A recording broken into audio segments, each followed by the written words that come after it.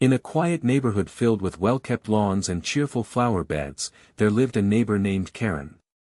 She was infamous among the residents for her strict enforcement of neighborhood rules and her keen eye for detail.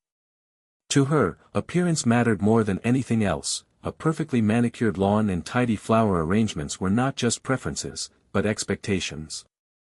Karen would often patrol the streets, checking each yard with a critical gaze, ready to report anyone she felt was falling short of community standards. Every resident knew that if they dared to let their grass grow a little too long or if weeds dared to sprout in their gardens, they might find themselves on the receiving end of her complaints. It wasn't merely about rules for Karen, it was about maintaining a certain image that she believed defined their community. Her actions inspired both admiration and frustration. Some residents appreciated her commitment to the neighborhood, while others found her antics tiresome. Little did Karen know that her latest crusade against Mike, a laid-back homeowner who enjoyed his vibrant lawn, would spark a battle of pettiness that would change the neighborhood's dynamics forever. With her fixation on regulation and order, Karen was about to learn that not all battles were won by playing by the rules. Mike was the kind of homeowner who relished the beauty of nature. Unlike Karen, he found joy in his lush lawn that had a touch of wildness, with blades of grass swaying slightly in the breeze and colorful wildflowers popping up here and there. It wasn't just a yard to him, it was a canvas where he could express his personality and love for the outdoors. While some neighbors cherished neat, uniform lawns, Mike believed a little imperfection added character and charm. Every morning, he would stroll through his yard, soaking in the sights and sounds of nature. He appreciated the buzzing bees visiting his flowers and the cheerful birds that nested nearby. To Mike, this vibrant landscape symbolized life and creativity, contrasting sharply with Karen's rigid vision of order. However, he was aware that his lawn drew disapproving glances from Karen and others who preferred a more conventional look. But rather than conform to her standards, Mike felt inspired to embrace what made his home unique. When Karen reported him for his non-regulation grass length, it ignited something within him, a determination to stand up for his right to enjoy his yard as he saw fit. Little did he know that this conflict would lead him on a journey filled with unexpected twists and creative expression. Karen's frustration reached its peak one sunny afternoon as she stood in her yard, scrutinizing Mike's vibrant lawn from across the street. The sight of his overgrown grass and wildflowers stirred something within her, compelling her to take action. She pulled out her phone and began to research the city codes related to lawn maintenance, meticulously highlighting sections that supported her argument. Armed with this information, she felt a sense of purpose and righteousness in reporting Mike to the city for having non-regulation grass length. With a determined expression, Karen drafted a formal complaint, detailing how Mike's yard violated specific codes about grass height and overall yard maintenance. She included photographs she had taken from various angles, emphasizing the chaotic beauty of his lawn. In her mind, this was not just a complaint, it was her duty to uphold the standards of their community. After submitting her report, Karen felt a rush of satisfaction, convinced that she was restoring order to the neighborhood. However, what she didn't realize was that her actions would soon set off a chain reaction, challenging not only Mike's love for his unique lawn but also her own rigid beliefs about community standards. The stage was set for a showdown that neither neighbor could have anticipated. When Mike received the notice from the city about Karen's complaint, he felt a mix of surprise and frustration. He was taken aback that his love for his vibrant lawn could draw such negativity from a neighbor. As he read through the details of the complaint, disbelief washed over him. Was it really possible that a little overgrown grass could warrant such drastic measures? After pacing back and forth in his living room, Mike's frustration soon turned into determination. He knew he couldn't just let Karen's petty actions define the way he enjoyed his yard. Instead of bowing to her demands, he felt resolved to stand his ground and defend what made his home special. "This is my yard, and I'll maintain it how I want," he said to himself, finding strength in his conviction. Mike began to gather resources and educate himself on local rules regarding lawn care, determined to prove that he was not in violation of any codes. The idea of transforming his property into something even more unique sparked within him. He would show Karen that creativity could triumph over pettiness. As he plotted out his next steps, Mike knew one thing for sure: he wouldn't let her win without a fight, and this battle was only just beginning. Instead of simply trimming his grass to comply with Karen's demands, Mike concocted a bold plan that was both creative and defiant. He decided to remove his entire lawn as a form of protest, transforming the very space that had sparked contention into something entirely unexpected. With a sense of thrill, he envisioned a decorative gravel moat that would not only enhance his yard but also send a clear message to Karen: he would not be bullied. Mike spent hours sketching designs and planning the transformation. He imagined colorful flamingos dotted around the perimeter and tiki torches to set the mood in the evenings. The idea was outrageous yet brilliantly clever, a whimsical oasis that would draw smiles from neighbors while ruffling Karen's feathers even more. As he pulled up the sod and laid down gravel, Mike felt liberated. Each scoop of grass removed was a small victory against the constraints of her rules. He could hear the laughter of children playing nearby, further motivating him to create a space full of life and color. The day finally came when Mike completed his transformation, and he stepped back to admire his work. What had once been a source of conflict now gleamed with vibrant energy, a bold statement that would surely catch everyone's attention, especially Karen's. Mike's new yard was nothing short of a quirky oasis. Around his property, he had expertly crafted a decorative gravel moat that sparkled in the sunlight, contrasting brilliantly with the vivid colors of the flamingos scattered throughout. These cheerful pink birds stood proudly on one leg, each adorned with amusing hats and sunglasses, adding a touch of whimsy to the scene. The moat wound around like a playful ribbon, giving the impression that it twinkled with every move. At dusk, tiki torches lined the perimeter, casting a warm and inviting glow across the gravel. Their flickering flames danced tirelessly in the evening breeze, creating an enchanting atmosphere that beckoned neighbors to gather and admire Mike's creation. The sounds of laughter and chatter often filled the air as friends and families stopped by for casual visits or to snap photos beside the stylish flamingos. Bright flower pots filled with vibrant blooms flanked the gravel pathway, enriching the landscape with delightful colors and sweet scents. The entire transformation exuded an aura of freedom and fun, completely flipping the stern image that Karen had cast over lawn care in their neighborhood. Mike's yard became more than just a space; it was now a cherished spot where creativity and joy flourished, something that could not easily be stifled by anyone's complaints. As word spread about Mike's transformed yard, the reactions from neighbors varied widely. Many admired his creativity, gathering in groups to appreciate the vibrant colors and whimsical design of his quirky oasis. Children loved the flamingos, often posing for pictures beside them, while adults shared laughs and stories near the tiki torches. For these residents, Mike had become a symbol of fun and individuality, a refreshing change from the rigid expectations Karen had set. However, not everyone was pleased. Some neighbors expressed concern that Mike's bold display might tarnish the neighborhood's reputation.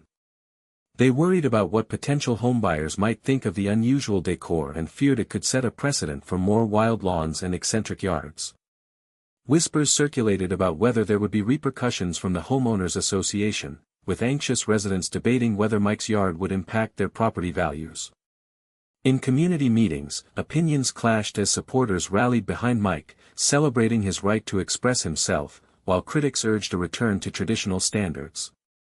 The lively discussions created a buzz throughout the neighborhood, effectively dividing it into two camps: those who embraced creativity and those who clung tightly to convention.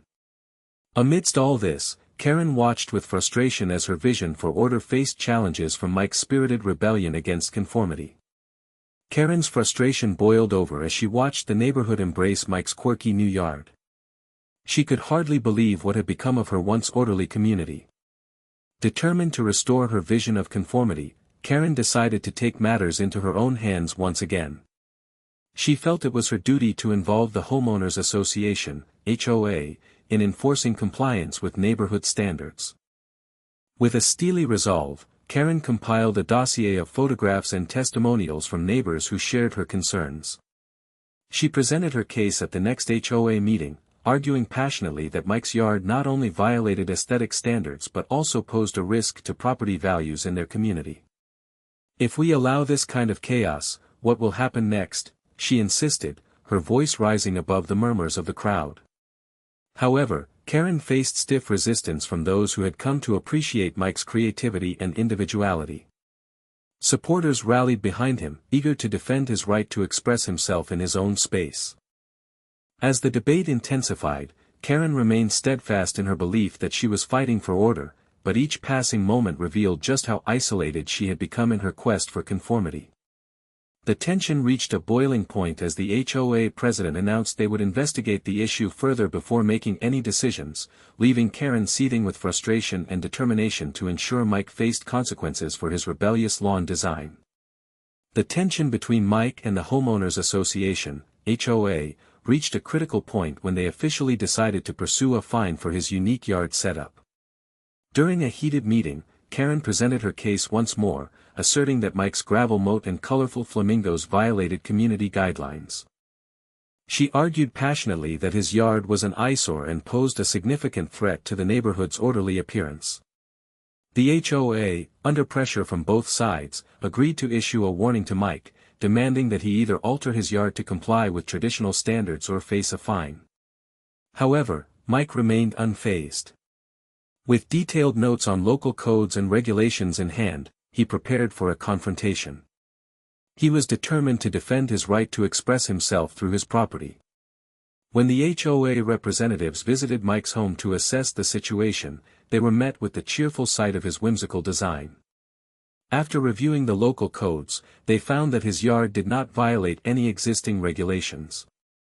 In fact, Mike had creatively transformed his space in ways that adhered to the rules. As the HOA realized their misstep, Mike could hardly contain his triumph. The attempt to impose a fine backfired, leaving Karen frustrated and questioning her next move.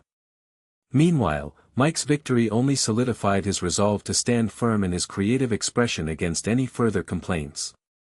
Determined to defend his whimsical yard, Mike meticulously researched local codes and regulations following the HOA's attempt to impose a fine. He spent hours combing through documents, making notes of relevant guidelines that pertained specifically to landscaping and yard design. With each piece of information he uncovered, his confidence grew. Mike knew that if he was going to confront the HOA, he needed to be well prepared.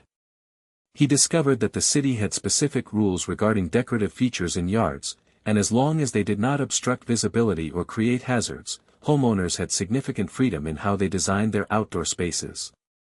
Armed with this knowledge, Mike gathered images of his gravel moat, flamingos, and flower pots, preparing a detailed report to present at the next HOA meeting.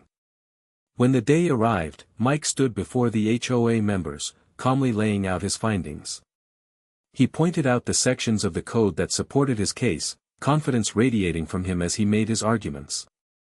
The representatives listened carefully, and as Mike continued, it became clear that he had done his homework. With a smile on his face, he concluded his presentation by emphasizing the joy and creativity his yard brought to the community, inviting everyone to embrace individuality rather than stifle it.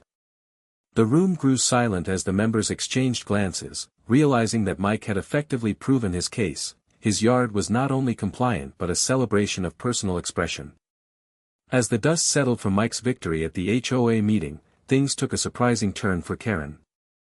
Feeling defeated yet unwilling to accept her loss, she continued to spread rumors about Mike's yard, insisting that it was a blight on the neighborhood.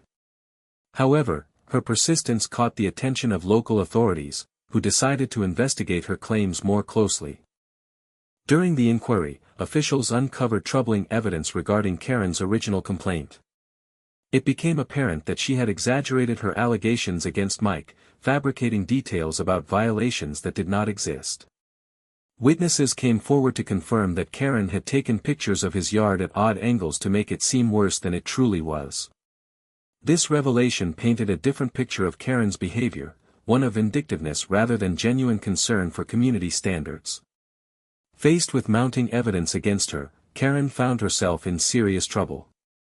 The city decided to take action against her for filing a false report, leading to a fine and a tarnished reputation within the community. As news spread about her deceitful tactics, many residents who once supported her began to distance themselves.